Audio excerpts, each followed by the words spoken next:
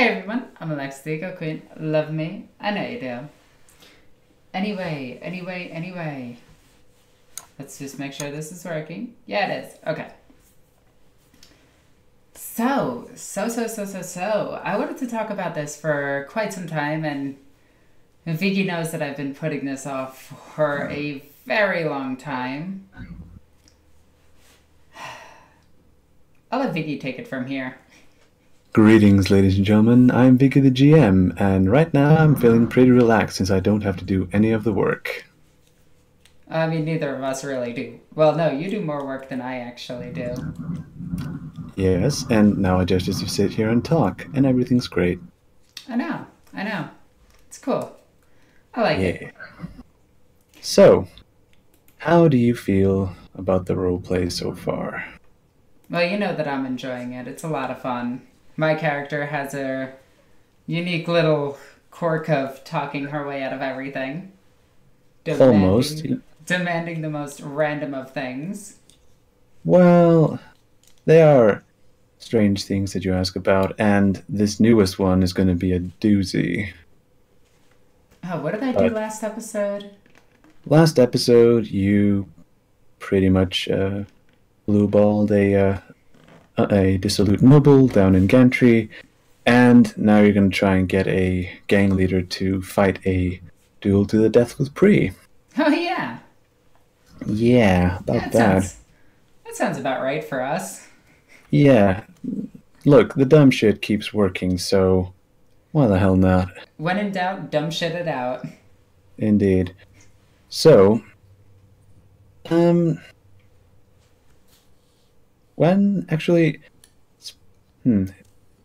you have any questions for me?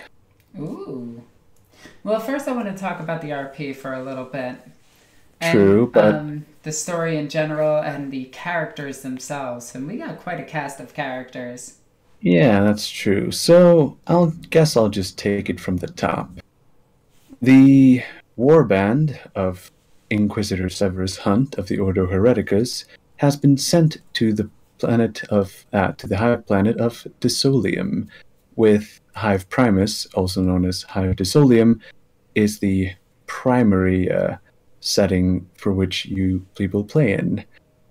So, to start with the dramatis personae, we have Ren Roseless, or Lockwood, depending, who is a noblewoman who has actually volunteered for the Inquisition, which is a rarity, but it does happen. And she has brought her considerable skills and leadership talents to the team. At least she hasn't let them down so far. Fingers crossed. Then we have actually, the only other one that stayed the entire way is Tobian, the Mordian guardsman, also a psyker. Isn't he also like 400 years old? Yeah, technically he is 400 years old, but he hasn't lived that long. Like, time for him is a bit messed up because he keeps getting pulled into the warp and spat out at a later date. Okay. Before finally joining our warband. Before finally joining the warband, who knows what will happen to him when he actually goes into the warp again.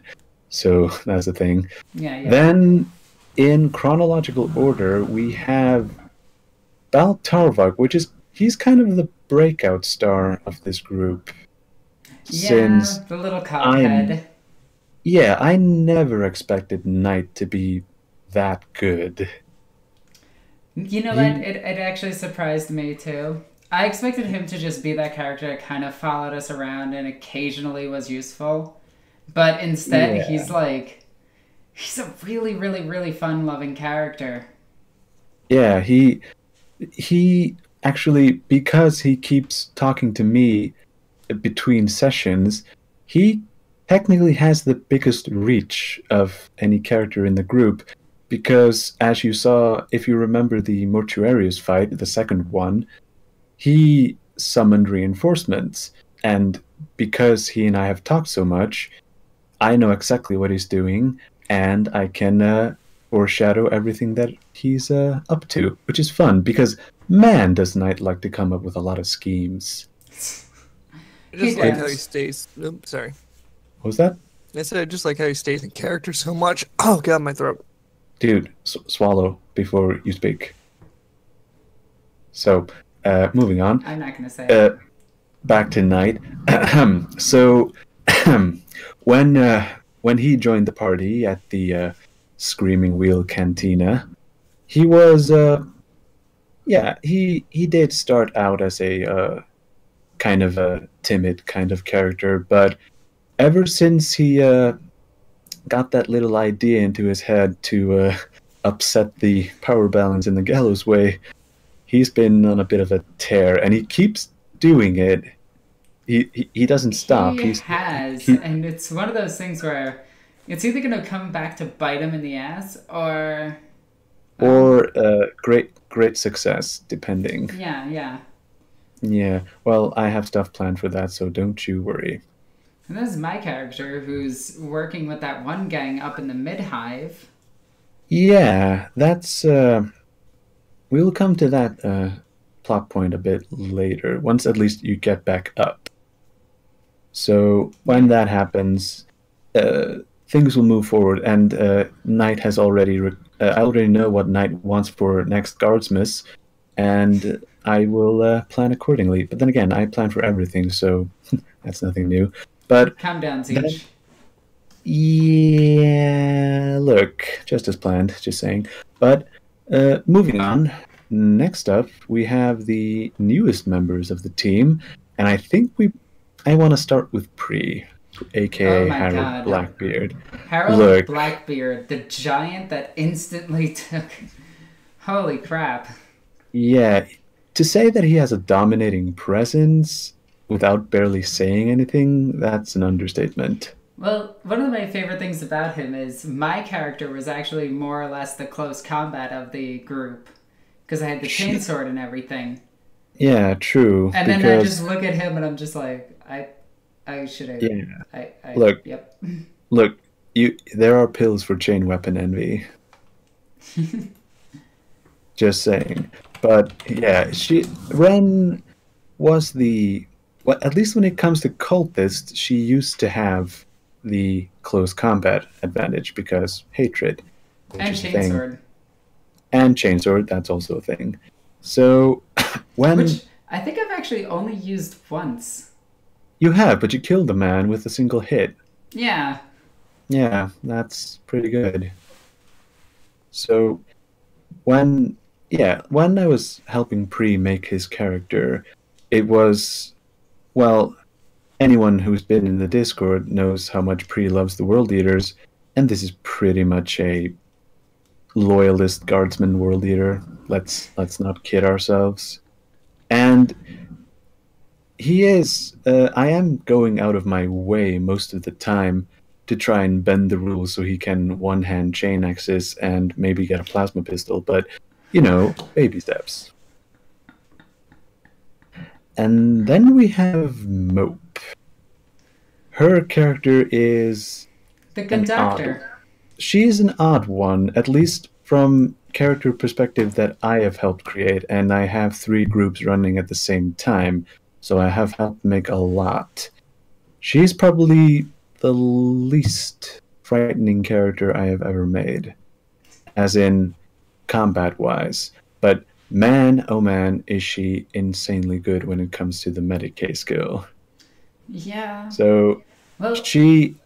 Not only does she ignore critical damage, or, well, that's not true, she ignores heavily damage, and she only gets a -10 for critical damage, which, rules-wise, should stack, but for her it doesn't. Yeah. I find it, I find Mope and Pre's character, like, it's great because they're complete polar opposites. Like, one is a close combat nightmare that doesn't actually think about the rest of the team in terms of, like, attacking things or anything. He doesn't think of advanced strategy. He thinks more of, I need to go and crush that thing. Got it. And Indeed. He listens well. Like, if my character told him to do something, he would hesitate, but then kind of listen. True. the thing about Pre is that he's pretty much set up to be the star of the next episode show. So we'll get to see some decent role playing from him because he actually will have to take center stage. Unless I talk our way out of it. Unless you do that, and I'm kind of hoping that you don't. I actually know exactly how I'm going to. Here's the thing. No. Hear me out on this. Okay, I'm not actually going to talk our way out of it. I'm instead going to demand that they surrender. Otherwise, Pre will just keep killing them. Right. So, here's where I'm going to remind you of something. You do remember the name of Vornis Crimson, right? Yes. Yeah. His name has actually come up a disturbing amount in this roleplay, and you haven't actually met him yet. Is this him? It's indeed him, the dude that I mentioned back in episode 7. Oh, Jesus. So do we kill him? Do you kill him? Well, don't ask me. I don't represent anyone in the game. Yeah, that's true. I'm probably just going to kill... I'm probably... Like, my character is probably going to be all like, oh, well, I'm still kind of scared to do this, but I see that it's necessary. And try to do a giant interrogation to him before just letting Pre. Well, then again, you are in a town full of people that are, if not loyal to him, at least do what he says. Well, I mean, we won't be in a town that's loyal to him much longer. Well, you're going to have to get aboard that boat, kill him, and get back out. Well, I mean, Pre's just going to kill everything. Well, he can try. Actually, Pre, he will try. Look, one-on-one, yeah, he'll murder his ass, no problem. But the entire town? It's... If you had your guns, maybe. But you don't have your guns. Well, luckily, I have 2 guns. True, but they're both pistols. And that's about that Yeah, you have the heaviest gun of everyone, and that's saying a lot. Yeah.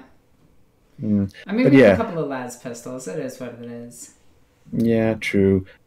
Yeah, Mope actually got her pistol in, and both Toby and Tarvok are just walking weapons in their own right.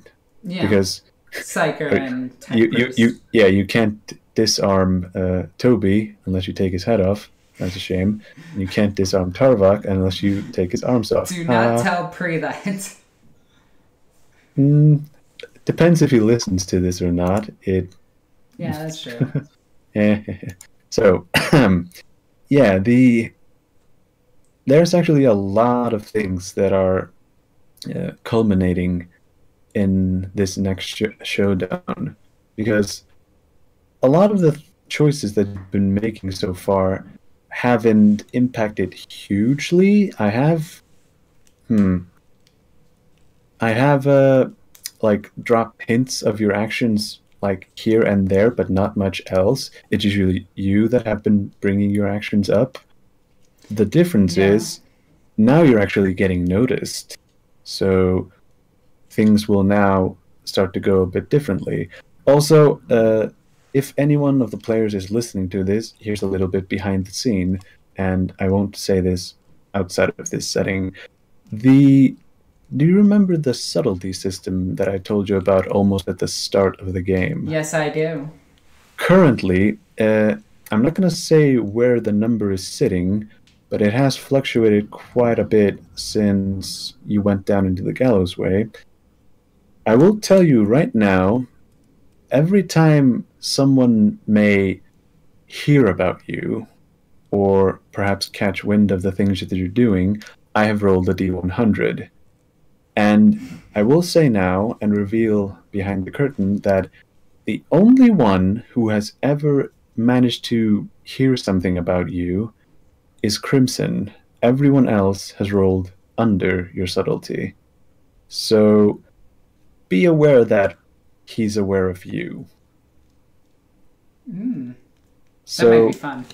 the first thing that he knows about is that there were 5 dudes that came after him to try and get some gun that you supposedly that he supposedly stole from you. Oh yeah, I forgot that I said. Oh yeah, he Oh didn't die. yeah, that he's still alive, by the way, and he controls the gang of this town, the town that you're in. So be prepared. This ought to be fun. Oh man, look. If you want to tailor your conversation just a tiny bit, that should be pretty good. No, it'll be fun. It'll be fun. But Viggih, Yes. well, I got you here. Let's talk about the other series that you do on my channel. Oh yeah, that's true. I do the lore bits Yep. every other week or so. And yeah, so far we started with the lovely lady Axinea, whose name I just adore to pronounce. Axinea, the thrice possessed. Thrice possessed, what the hell was their name? Christ, I forget her title, but of Laodomida something. But she was a fun one to start with. She was actually the one that I pitched the series to. Yep, and I loved it. Indeed. Somebody whose will is so strong that they fought off 3 demons. No. Not only fought them off, Bested them. had herself possessed by them, drained them, and then just spat them back out when she was done draining them. Yep, which actually that story went a long way to influence the demon character that I do. True.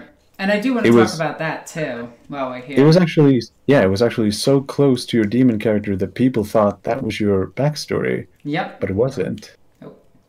Although my backstory does include a possession, and that's what actually brought up this character.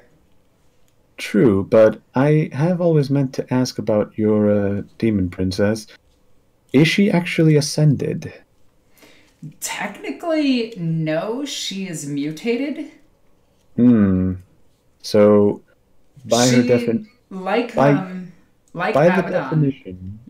the definition, she is a demon host, not a demon prince. Yep, but she's so powerful that, well, I'm saying this, she's not actually that powerful. If you confront her in close combat with a good amount of combat speed, you can kill her very easily. Yeah. But she's so powerful, and her sword is cursed that I'll get into that in just a second. All right, I guess I'll get into it right now. Yeah. But my demon character is Ego, demon princess of Pride. After the events of the burning of Prospero, where she was the remembrancer assigned to the Thousand Sons Legion and personally assigned to the Crimson King, there was stuff that happened. She was during the burning of Prospero itself. The Crimson King discarded her to a ship out in orbit. Basically, stay out of the way. While in orbit, she stared down at the planet that was burning before her. She thought that she was abandoned, pushed aside, cast out, and her pride snapped. She was just like, "This can't happen to me." How could... she's confronted with something that she's never seen, never imagined could happen to her. And then, could this happen to me? Yep. But as this is all happening, she's killed by 2 Sisters of Silence and a space wolf while in orbit. The ship is then detonated, and what happens in the burning of Prospero. Magnus tears out Leman Russ's heart, Leman Russ breaks his back, and the Space Wolves win, essentially. Now, that's all fine and dandy, hunky-dory, pudding and pie. Her story doesn't end there. She wakes up in in the forest of Slaanesh. Now, if you guys don't know the lore of Slaanesh, one of the greatest pleasures of Slaanesh is when you actually get to experience pleasure for eternity, and you're petrified into a tree. Alright? She wakes up in this forest, and she did study everything that the Thousand Sons did, and even has a copy of a certain book. I won't name the book. Alexis X Magnus. God damn it. I knew you were going to say that. Now, she did study the way of the warp alongside the Thousand Sons themselves, and understood that it wasn't this horrific nightmare realm, but instead something that could be used for the benefit of the Imperium. Oh, she was way wrong, by the way. Way wrong. Being wrong about a lot of things seems to be an overarching theme. Oh, yeah. At least mistaken. Oh, yeah, without a doubt. Now, whilst in the warp, the first encounter that she's had was 3 demonettes that just kind of came after her because human soul in the warp. Holy shit, let's kill and eat it. Nom nom nom. When they came after her, she didn't know what to do. She picked up a broken up chunk of metal that looked like a sword.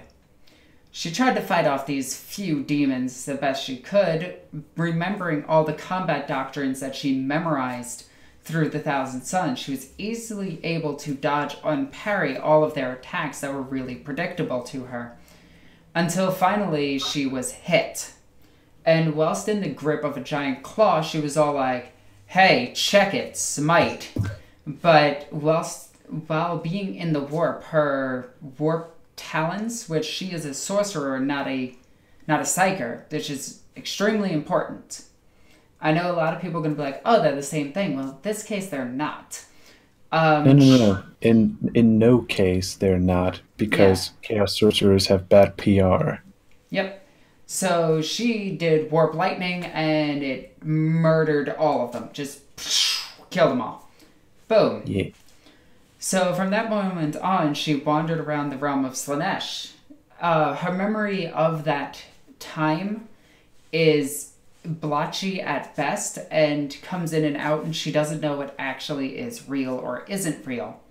She did go through the extensive tortures of Slaanesh while still keeping her pride intact, keeping her will intact, and never giving up to the pains or giving up to the pleasures that Slaanesh could offer. She had one thing on her mind at all times. I'm gonna kill somebody. I'm gonna get out of here, and I'm gonna kill the person that abandoned me. AKA the Crimson King. Mm-hmm. Now... Although, weren't there some other AKA Thousand Sons that she has a grudge against? Some, but not many. Right. She'll kill them on sight. Yeah. She will. She'll kill Space Marines on sight, but she won't... She has a hard time fighting against humans unless they're, just fully attacking her. Or unless Remlis is telling her to do stuff. That's a whole nother story. Yes. Well, stupid parchment is stupid. Grr. Anyway. I don't like that. But just to draw it back to Axinea, there was another thematic thread that I wanted to draw through her story, and that's the idea that she thinks that she's pretty much she is a solipsist, which means that she thinks that everything around her is just her imagination and a manifestation of her will, which goes a long way to show why she's so damn insane in her mindset, at least.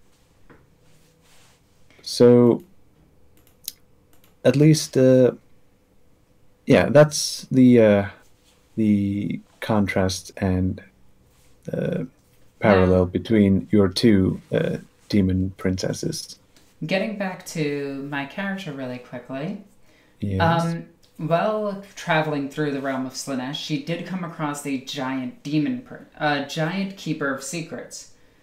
This keeper of secrets did help after a gigantic fight did help. Well, it wasn't really a fight. It was more or less the demon was tormenting my poor little character. It was just like messing with it. Oh.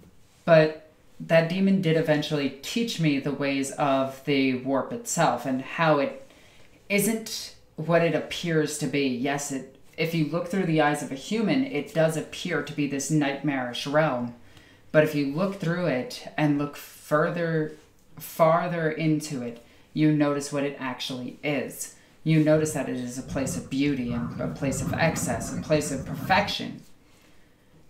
And obviously, Keeper of Secrets is, keeping some secrets. She also points out, this demon also points out that my character no longer remembers her name and cannot say it. Like, even when she tries to say the basic letters in a combination that she can remember, she cannot say it, cannot spell it, and cannot in any way tell anybody it. Which is incredibly powerful. Now, does that keeper know her name? Yes. Which is, again, incredibly powerful because that is her true name. Yep. Because it can kill her. Yeah, names in 40k have a lot of power, which is why you name your weapons, everyone. Also, demons, if they learn the name of a human, it's almost as powerful. Yes, because if you read, is it Prospero Burns? Well, it's the Space Wolf book with Caspar Hauser. There's that one, and then there's a few Grey Knight ones where the Grey Knights are tormented by Scapathrax. True, and also Kugath Plaguefather. But it's actually a short story called True Name. Funnily enough, good one. So, but yeah.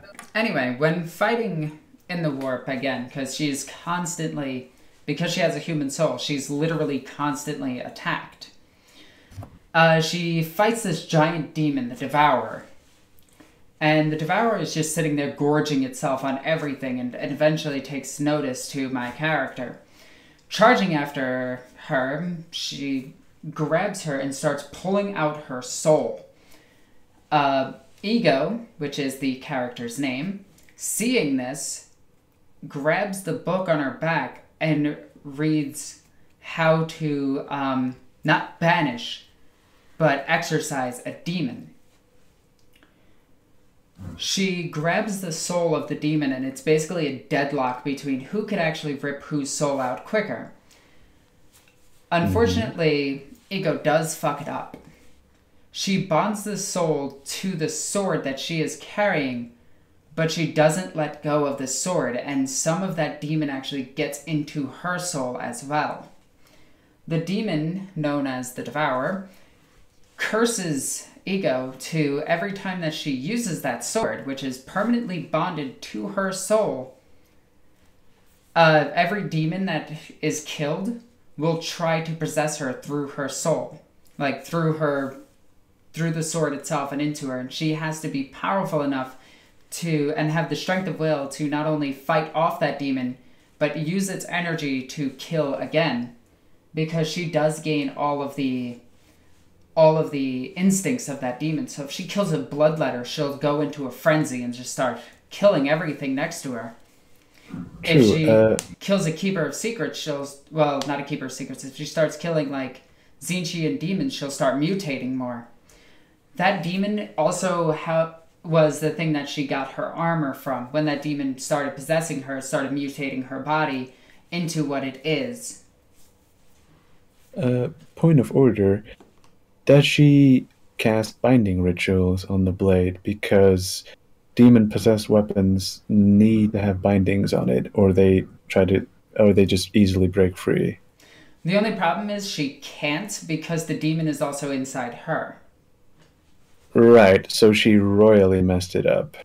It was I'm dying, I need to do this right now sort of deal. Goodness me. And the demon sword's name is I have it written down. It's Pride. It's Pain and Pride is the name of the sword. Yeah, Volupte, I think it's named. Volupte or something like that. Yeah, I don't pronounce demon names. They're heresy. Yeah. Yeah.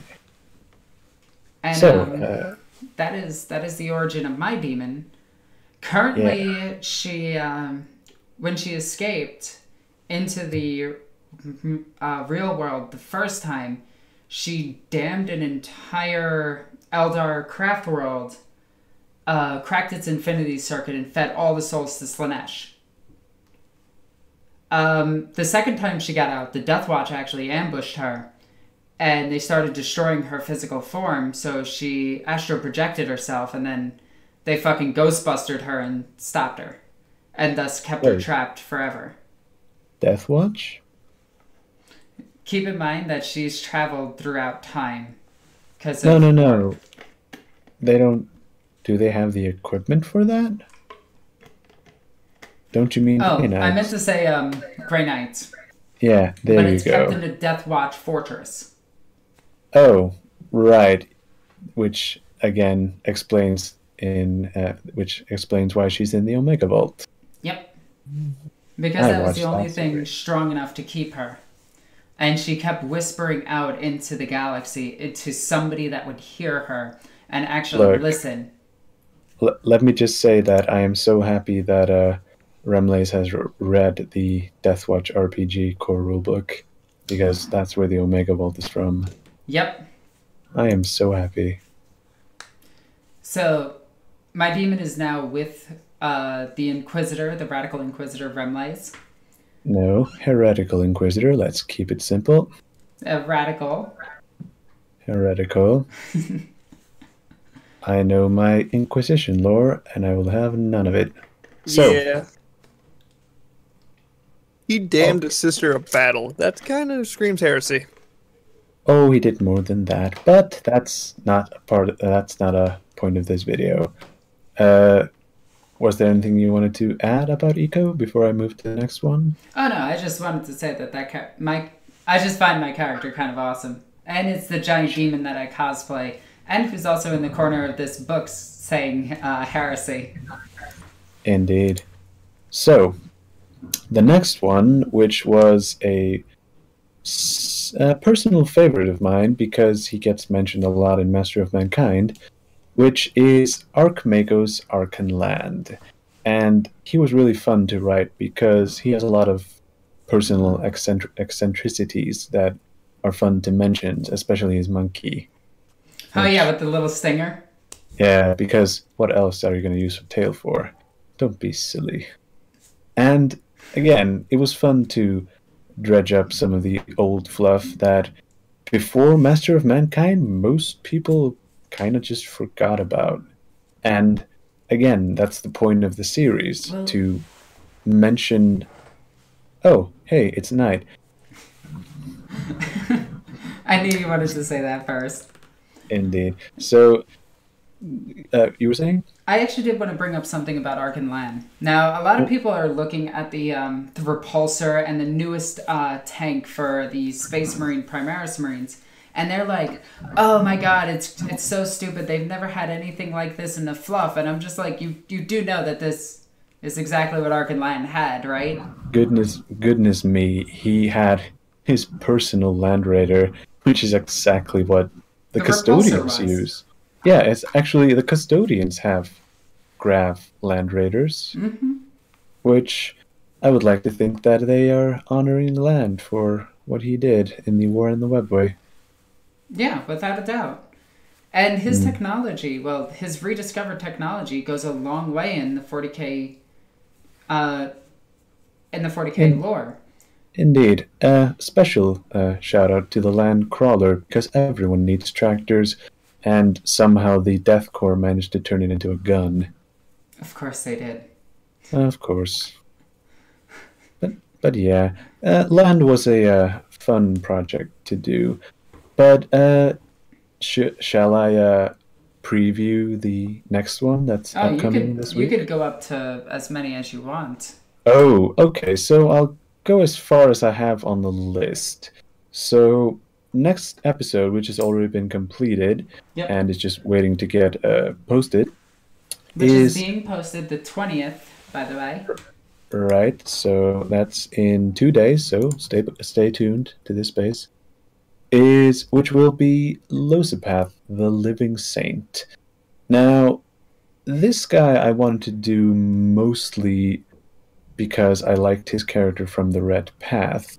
It was pretty much the only thing interesting about it, because man, are Karn books bland and not engaging. Yeah. But here we have this absolute dickbag of a saint, and I really like the things that he does because, well, I won't spoil the video, but he's gone a bit insane with the power that he has, and you get it's nice to get another perspective on a saint that isn't all hunky-dory and sunshine and happiness as much as you can get that in 40k. That isn't Celestine.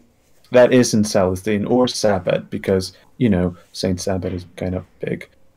Also, War Master comes out soon, yay! But I'm super excited about that too. Look, I just want to fanboy over Dan Abnett a bit more before before Muriel Sabathiel becomes more canon. I know, right?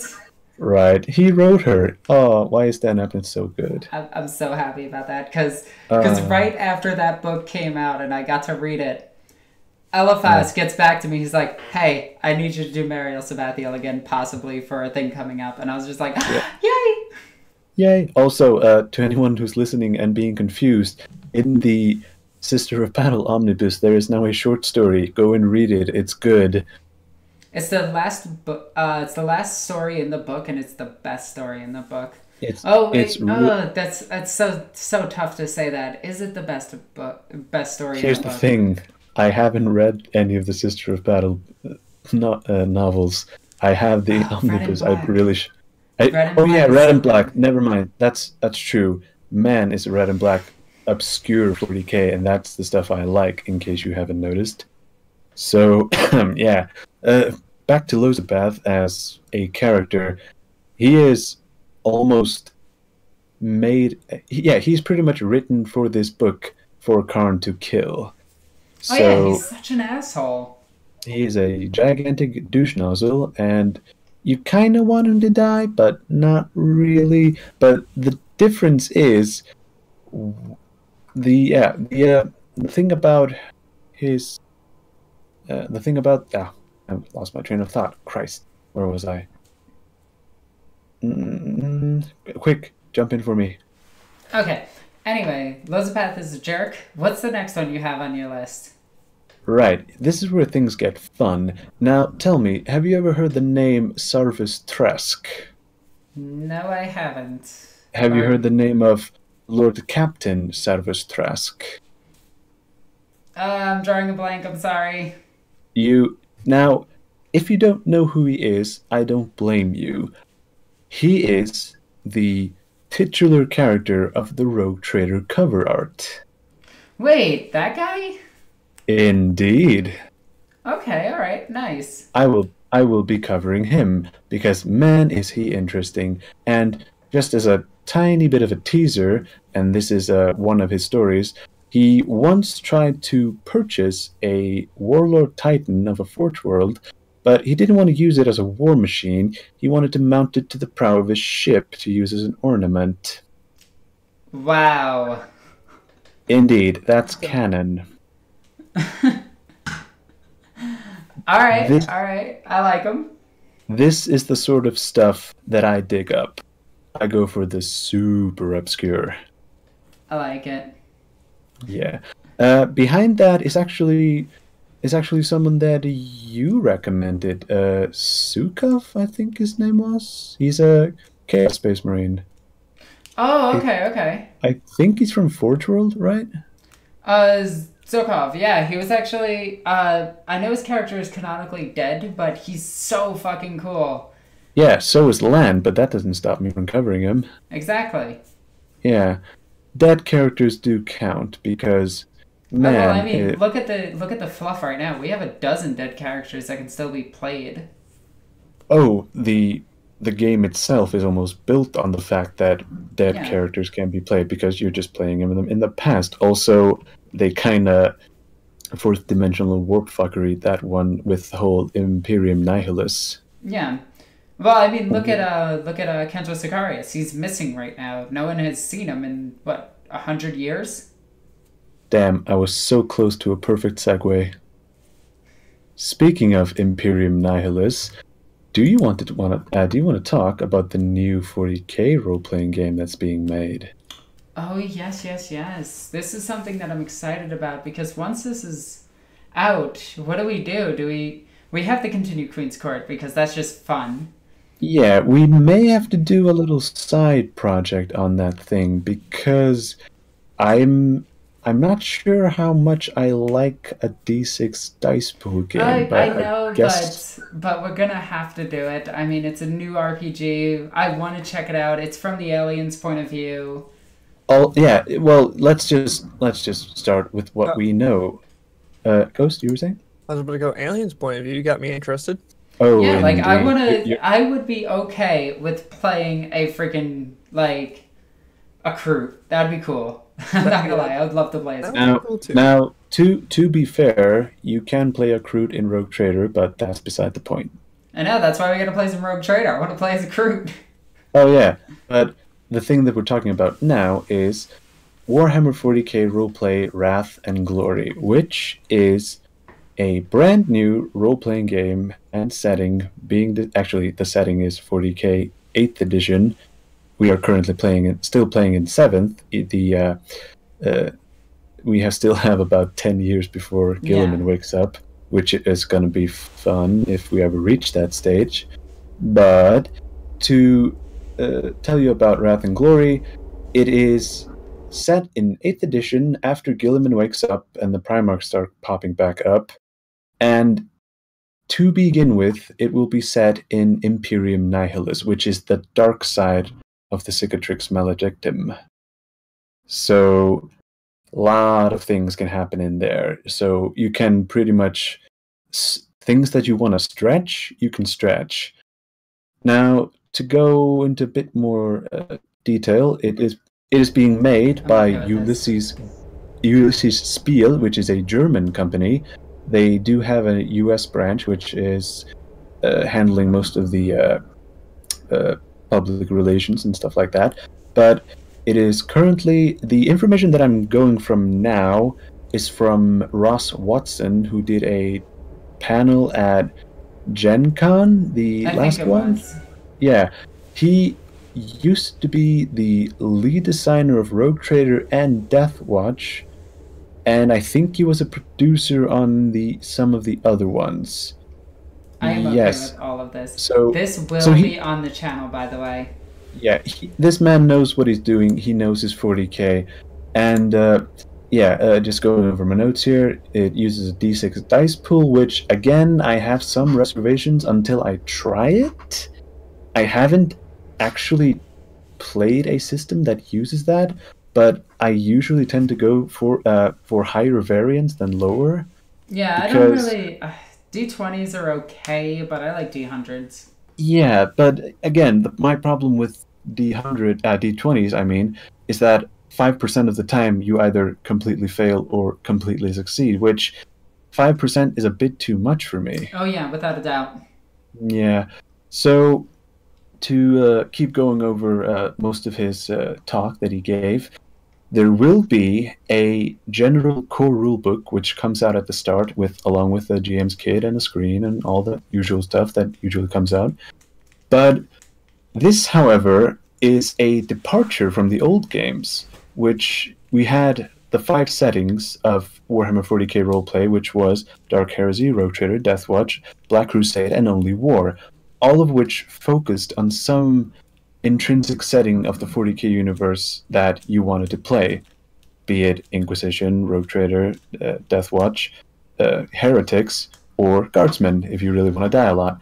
But in this case, there will be a single core rulebook which you can use for everything, and then they will build upon that. This is, like I said, a departure, because they didn't want a universal Warhammer 40K roleplay book in the past, but now it seems they do. Yeah, I don't know how I feel about that, but at the end of the day, it does seem like fun, and I do want to give it a try. True. So, moving on. I think the stream froze for a second. Uh-oh. Nope, we're good. They're still live for me. Okay. We're still live. Okay, good. So, where was I? Yes. The first campaign that I think is the back of the book adventure, if I understood him correctly, will focus on Imperium Nihilus. And I did kind of glean some plot information, which I won't reveal because I want it to be a surprise. Now, I will spoil myself because such is the burden of the GM. But I am excited because I have wanted to run that kind of adventure, but I never had the rules for it. At least not in the current rulebooks. At least in any rulebooks that I can think of. Yeah. At least not the full scale. So, again, the first campaign will focus on Imperium Nihilus, which is on the dark side of the Cicatrix Maledictum, aka Gork's Grin, aka a whole bunch of other things. It's Gork's Grin. I know, that's the best one. But in the core book, we have orks and eldar confirmed as playable. That has been pretty much said. So wait, Ghost, you're gonna cream your pants when you hear what I have to say later on. So they hint at playable Space Marines, which I think is gonna be interesting to see how they handle it, because in theory you could port the different characters between the different systems, but it was clunky at best. So now, before I go on, there was the broad message that Mr. Watson was trying to get across during this talk was he wanted to make this game broad and inclusive, not unlike your mom. Heyo. God damn it. So that was so bad. You should feel bad for that. I regret nothing. But again, he wanted to make everything that he could think of playable. However, he was a bit stumped on how he could roleplay Tyranids, but baby steps. So well, I mean, you could roleplay as Genestealer cult. True, which is something that has been pointed out to me, and maybe I want to run in the future a Genestealer cult campaign against the Chaos cult or something. Oh my god, like that would be so much fun. I would say you could also do the warriors since they have somewhat intelligence to fight. They'll just be constant battles though, or Lictor Assassin Squad. Yeah, it's the role playing aspect is the one that gets in the way because you can only hiss and gurgle at your fellow players so much. So now. Are you sitting down, Ghost? Because pants are off. Anus. Yeah. So the first campaign will focus on the quote doom of the Eldar unquote, where players are intended to play various types of Eldar, e.g., Craftworld, Drukhari, Harlequins, Exodites, you name it. Dibs on Exodite. Fuck you all. Yeah. Yeah, Inari. Yeah. Also Inari. I forgot to write those down. So. Every type of Eldar is invited, and man, do I want to play a what's the bodyguard in the Dark Eldar Codex called? The Vizark? No, Dark Eldar Codex bodyguards. The Slith or no, the huge effing sword guys. Oh, the Incubi? Yeah, Incubi. Man, do I want to play an Incubi? I can't remember their names. There you go. Thanks, Ghost. So, the rest that I have is just a tiny bit of tidbits that I managed to scrape as interesting information. So some story beats may include a visit to the Black Library, a hunt for a fallen Phoenix Lord, battles in the gladiator pits of Camorra, while a crippled Grey Knight teaches the battle method to fight the Dark Eldar, and so on and so forth. They have brought in, I think they actually have some Black Library writers on hand if they need them. Jesus. So, hopefully some of the cool ones. Look, if they get Dan Abnett to write the intro, I will always be happy because... Or ADB. ADB is okay. Hey, if it's Eldar, Gav has already called dibs. Yeah, Gav is good for Eldar. Yeah, actually, that's true. I like his path books. Yeah, they're really good. They're pretty good. The Dark Eldar is probably on. Yeah, it's probably my highest rated of his. I like Path of the Ranger. Do you? Outcast. Path of the Outcast, thank you. Yeah. Because you get to hear about dinosaurs. Oh, yeah, that's true. Saurian Carnosaurs, thank you. And the Eldar riding just dinosaurs. Or saurians. Yeah. Games Workshop, get on that. That's you know my you new want army. it. Don't give a shit. Mm-hmm. Yeah. So, few more tidbits to go. They hinted at a digital character creator app. Then again, I'm not sure if they'll have that at launch. You mean like the list builder for 40k 8th edition? Yeah, like the list builder, you will be able to have a character creation app. Which does sound cool, because I could probably use that to keep track of a lot of things that I have going on. The what, like 400 characters you have to keep track of? That too. So, few more pieces. An attempt will be made to bring out content that correlates to the tabletop war game. Now, this is an interesting one. I don't know how I feel about that. Why not? Because they could bring out cool things like different Kroot kindred, but at the same time, I don't know how I feel about that. Well, it says an attempt. That doesn't mean they won't do their own thing. And Ross Watson is, if he's not known for anything but bringing in strange Genos, which apparently really likes. Rogue Trader and Deathwatch really point this out. Well, they could have also to introduce the tabletop game. They could have a system to convert your favorite characters into HQs.